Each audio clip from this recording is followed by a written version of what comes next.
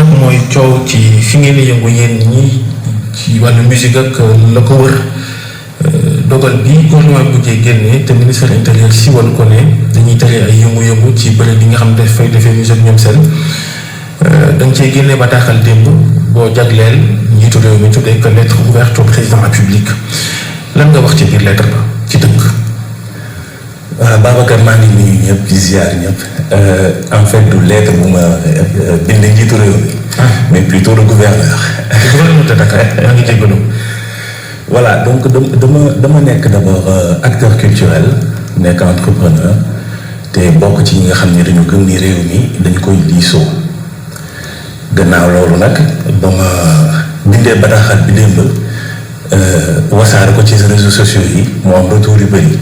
li ko waral mooy arrêté bi nga xamante ni dafa tere lépp loo xamante ni jëm na ci musique ak lu ni mel. léegi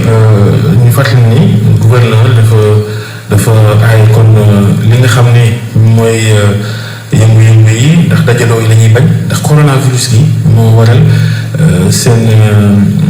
dogal boobu ñoom ci ni ko gouvernement bi santaane. est-ce que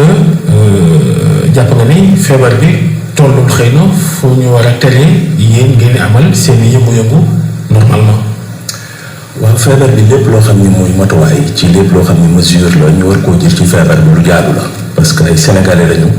te ci àdduna bi lañu bokk te gis nañ bu baax li nga xam ni feebar bi dina ko andi ci ay gàllankoor ci secteur yëpp nag waaye dafa fekk ni itam secteur culture boo xoolee at mi depuis le mois de mars amul activité. te lépp loo xamante ni war nañ cooy tënk culture je pense que culture def na ko waaye li nga xam ne moom mooy mesure de circonstance aussi il faut ñu ciy bàyyi xel ba bu ñi nga xam ne ñooy autorité bi ñu jël décision ñu teg ko ci li nga xam ne moom mooy diisoo. Alaaji Diop Diène foog na am na loo bëgg a laaj itam ci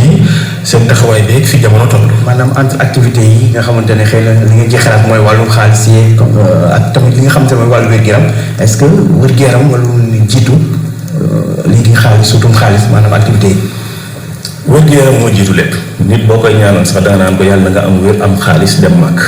donc wér-gu-yaram bokk na ci itam lii tax nga mën a wutu xaalis woowee te boo xoolee combat bi nga xam ne acteurs culturels yi def nañ ko ci musique ci théâtre wala yeneen yi pour lépp moo xam ne mooy sensibiliser je pense que culture def na ko mais aujourd'hui dafa am lu gën a dramatique mooy artistes yi nga xamante ni dañu yor seen liggéey boobu ba léegi mënuñoo liggéey te li gën a dramatique aussi mooy que néewuñu déetkat waruñoo arrêté waaye am na ay mesures yu ñu mën a jël pour accompagner leen dans le sens où dañu am ay activités yor ay entreprises. est-ce que yéen loolu mën ngeen ko contrôler maanaam gaa ñi dajaloo di féexal seen xol te sàmmonteeg yëf yi est-ce que mën ngeen contrôler ni dina am nombre bi war a tax xëy na wàllante du am distanciation sociale sorante bi est-ce que loolu neex naa gérer ci bërëb yooyu nga xam ni fa ngeen di faral di yëngoo itam. waaw loolu je pense que moo gën a neex a gérer surcharge yi nekk ci car rapide yi ak lépp loo gis nga xam ni ñu ngi ciy daje actuellement aujourd'hui boo xoolee ci salle de spectacle li nga xam ne moo gën a yomb te li nga xam mën nañu wax ni sax yomb naa organiser mooy salle de spectacle pour mu dugg fa nga am billet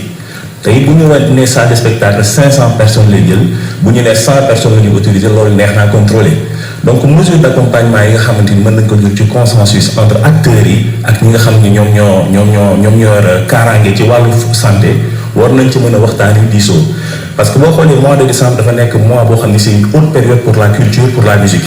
te mois de décembre ci la daanaka gaa yi di lijjanti la ñuy waajalee at bii di ñëw janvier février mars daanaka amul activité donc aujourd'hui artistes yi bu ñu toogee mars décembre liggéey ñu xëy suba investiraat planifier décembre pour am as tuut ñu xëy na leen loolu mënta nekk dafay xaw a jafe doy waar ci ñoom parce que aujourd'hui ñi ma nekk di wax ak yow Babacar am na ci ñoo xamante ni amatuñu fu ñu dëkk am na ci ñoo xamante ni inscrire ñu seen i doom am na ci ñoo xam ni loolu lépp il faut ñu bàyyi ci xel parce que c'est une communauté boo xam ne dafa nekk ci ay jafe-jafe néew ñu mais loolu du artistes yëpp presque secteur d'activité yu bëri mën nañu am sax liggéeyatuñu seen njaboot tas nag yooyu kon jafe-jafe du yëg rek ci ñëpp la. waaw mën nañ généraliser ci ñëpp la mais tey mesures yi nga xam ne mën nañ ko jël ci secteur yëpp moom ay accompagnement war nañ ko mën a def ci culture parce que tey culture boo ne kat mënatu leen def spectacle wala mënatu leen def nangam ak sàngam derrière lan la ñuy def c'est ça la question. xëy na doxalinu kilifa yi mën na leen a jox dëgg ndax yaa ngi ñuy wax car rapide yeeg tata yi waaye l'école yi classe yaa ngi ne. et cetera di fees léegi nag lu ngeen bëgg ndax décembre xam nañ ni ci ngeen di gën a am ay yëngu-yëngu ci la comme gën a mën a dugg gaa yi fay seen i engagement fay seen i bor mën a am tuuti naataange lu ngeen bëgg tey le 14 décembre li des ci fête yi bëreetul lan ngeen bëgg fi mu toll. Moi, je pense que d'où ñu bëgg décembre je pense qu'il faut qu'on ait une nouvelle vision de la culture une nouvelle vision de la culture politique culturelle de ce pays parce que boo xoolee tey artistes yi gannaaw seen liggéey am na ci yu bëri yoo xam ni sax gannaaw li nga xam ne moom la ñuy dund mënoon na saafaraal wala boog mu temporiser li nga xam ne mooy jafe-jafe yi te mu nekk loo xam ne ñu ngi ci surtout presque depuis 1 an muy statut de l'artiste muy la copie privée ak yeneen yoo xam ne war nañ ko mën a boole ci mbir mi parce que artistes yi laaju ñu jox leen dañu laaj juste ñu yombalal leen li nga xamante ni moo mën a oyofal liggéey bi tout en respectant les mesures sanitaires li nga xam ne état bi teg na ko loolu nag pour ñu respecté ko il faut ñu waxtaane ko waaye nag waxtaane ko mooy lan diisoo gi mooy lan mooy ñu éviter autorité bi en tout cas di éviter di jël ay mesures de circonstance lii xew na tey rek suba ñu jël dogal loolu dafay nekk mbetteel boo xam ni gis nga ni artistes yu bëri annulé nañ seen spectacle ce qui veut dire que spectacle pour nga monter ko da nga koy planifier da ngay investir da ngay communiquer da ngay dépenser lu bëri loolu perte nañ ko waxuma li ñuy am mais li ñu jot a denc def ko ci sax pour sukkaliwaat décembre bi perte nañ ko dëgg la sécurité santé moom mooy priorité moom mooy li ñuy wax cas de force majeure ci dëkk ñun ñëpp nangu nañ loolu waaye bu fekkee artistes yi ñoom ci seen liggéey lii nga xam ni moom mooy mesure préventive yi wala mesure barrières yi mën nañ ko taxawal jëmmal ko ci seen bërëbu liggéey war nañ ko mën a def c'est tout ce qu'on demande c'est-à-dire fexe avec un consensus waxtaan ak ñi nga xam ne ñoom ñooy communauté artistes yi ñu def seen liggéey ci biir seen liggéey ñu xool naka la ñuy respecter kaaraange gi nga xam ne moom le ministère de la santé teg respecter waxtu yi nga xam ni état également moom le ministère de l'intérieur saako ci ñoom. kon daal yéen li leen déranger daf mel ni mooy ñàkk waxtaan da ngeen gis ne dañoo xëy rek jël mesure bi sans pour autant waxtaan am seen diggante est-ce que ci wàllu tamit yéen am ngeen ni proposition concrète ba nga xamante ne ñëpp dinañu sàmmanteeg sart yi parce que tamit problème bi mooy loolu. waaw xam nga mesure ak proposition en tout cas ci spectacle parce que tey boo xoolee le spectacle dans le monde boo xool sax musique ci monde bi dafa nekk loo xamante ni bu ñu koy xayma 19 milliards de dollars la. Afrique ci boppam représenté wul 2% de ce montant-là Sénégal n'est même pas à la 10e place donc tey marché culture bu ñu koy wax am na problème boo xam ne au niveau macro tey bu fi ñu ñëwee daal dafay gën a metti. déjà kon doxul woon c'est global ah. avant mbas mi di ñëw avant mbas bi ñëw doxul woon rawati mbas bi ñëw nag mu gën a accentué wu tey li ñuy sàkk mooy aujourd'hui consensus ñu xool yan protocole la ñuy teg pour ñi nga xam ne dañuy liggéey dans les lieux de spectacle et de la musique en général wala yeneen xeetu spectacle vivant yi ñu xool naka la ñuy tegee des protocoles sanitaires sur la jauge mooy maanaam bërëb boo xam ne dafay def 100 personnes ñu ne leen bu ngeen respecté mesures barrières yi fii daan def 100 personnes mën nañu autoriser 60 personnes 40 personnes fii daan def 500 personnes mën nañu autoriser 150 personnes 200 personnes avec dispositif bu mel nii ci gannaaw loolu billetterie bi nii lay demee ci gannaaw loolu heure bi ngeen di waxtu ci gannaaw loolu waxtu yi la ñu autorisé loolu yëpp ay points yi ñuy waxtaane la pour yombalal liggéey bi permettre également gars yi ñu def seen liggéey en respectant le process ak li nga xam ne mooy protocole sanitaire. mais li yëpp day wane itam li nguur génne woon ci xaalis ne da leen koy dimbale fajul dara finalement moom loolu moom ñëpp seetlu woon nañ ko itam. waaw loolu wax nañ ko ci njëlbeen di remercier nguur gi parce que def na effort ci li mu mën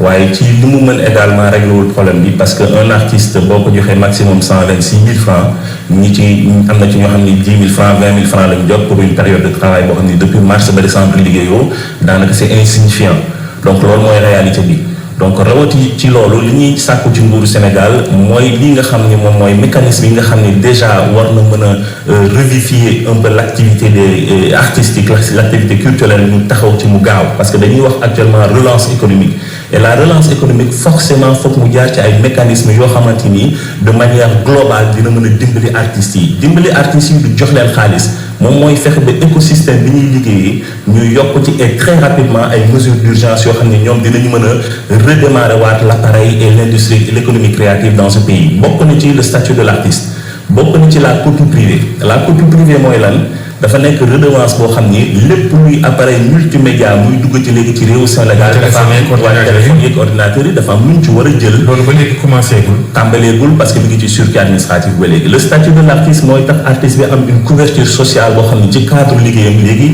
dinañ ko reconnaître comme un travail. mais droit d'auteur yi mënul woon faj tuuti bu fekkoon ni dox na ndax yow SODAV nga bokk ci kilifa yi ñu ko dénk. di kuréel gi nga xam ni moom mooy yittewoo wàllu droit d'auteur ci réew mi. est-ce que SODAV googu itam warul woon sax xëy na anticiper maanaam bu calculer sax mu wuti xaalis séddale ko artistes yi ñu nooyi tuuti fii léegi gaa ñi di fay droit d'auteur yi wala loolu mënut a nekk. waaw loolu nekk na ba pare Babacar parce que wax nga dëgg maa ngi siégé collège auteur musique ci conseil d'administration bu SODAV boo xoolee mbas bi mu ñëwee SODAV moo nekk première institution culturelle de ce pays boo xam ne moo ñëw en aide aux artistes aux ayants droit parce que bu ñuy wax SODAV dañuy wax ñii nga xam ne dañoo nekk membre artiste mais du artistes yëpp ñoom ñoo nekk ayant droit. am na ci ñoo xamante ni jël bu ñu sax seen i carte d'adhésion bokk na ci dimbali SODAV. parce que tey boo xoolee bu ñu arrêté spectacle dafa am ay taxes yoo xam ne dafay fay ay redevance ci SODAV loolu bu ñu ko jotutul donc les artistes yi jot SODAV wàññeeku na donc aujourd'hui boo xoolee droit numérique yi nga xam ne moom la artistes yi di touché mooy lépp lu ngeen di dégg ci téléphone yi ak réseau télécom yi wàññeeku na de moitié rawatina lii nga xam ne moom la état du Sénégal engagé woon ni dina ko dimbali SODAV pour relancer ko mooy 1 milliard par an depuis 2016 à l'heure actuelle ñu ngi ci jot 750 millions yoo xamante ni 400 millions yi 200 millions yi mooy boru SODAV yeneen 200 millions yi 750 millions 200 millions yi mooy boru FESMAN 200 millions yi moom mooy RTS li nga xam ne moom la amal SODAV li ci des moom mooy li ñu avancé nga xam ni def nañ ko ci ay investissement déjà sur les outils de travail ak yeneen liggéey yoo xamante ni permettre na SODAV au moins mu tenir ci période bi nga xam ne amul revenu loolu moom mooy réalité bi mais li ñu bëgg gannaaw loolu Babacar c'est de faire en sorte que en tout cas lépp loo xam ni dañ koy waxtaanee ci wàllu culture mu nekk waxtaanu consensus gaa ñi dañuy bàyyi di décider ñag ñëw tegal artistes yi je pense que bu ñu jiitalee waxtaan au sein de la communauté am na atelier boo xam ne defoon nañ ko au Grand Théâtre ministère de la culture initié ko pour ñu proposer le plan de relance liggéey boobu def nañ ko octobre la ñu yaakaaroon ni au moins dina am ay retour par rapport ak liggéey boo xamante ni invité nañu convier nañu artistes yi ñu def loolu mu nekk plan de relance économique boo xam ne c'est quinquennal c'est sur 5 ans avec les budgets et tout ce qui s'ensuit autorité bi jot na ko tey amaguñu benn retour ñu ñëwaat bëgg liggéeyaat ñun déet période bi nga xamante ni daanaka c'est la plus haute période d'exploitation des activités culturelles ñu ne mënu leen ko def. mais su doon tamit planification aussi dafa baax ci liggéey. xamoon ngeen ne feebar baa ngi fi mbir yi nag demagul woon jeexagul mënoon ngeen sóoraale ne décembre bii nii est-ce que du am gàllankoor ndax feebar bi mais dafa mel ni yéen seen plan li ngeen doon planifié sóoraale wul woon jàngoro ji. waaw sóoraale ko moo tax que aujourd'hui boo gisee ci production yi sorties yi moo ëpp. waaye tey bu ñu demee bi nga xamante ni analyse ak prédiction boobu ngay wax autorité bi nga xamante ni moom moo ñu ëpp visibilité ci ëpp ñu information ci li nga xamante ni moom mooy doxalinu mbas mi ci dëkk bi moom bu ko mbir bi bettee ba mu jël dogal ci saa si kon moom la ñu war a wax kon mbir bi daf ko bett planifié ko ñun suñu liggéey moom mooy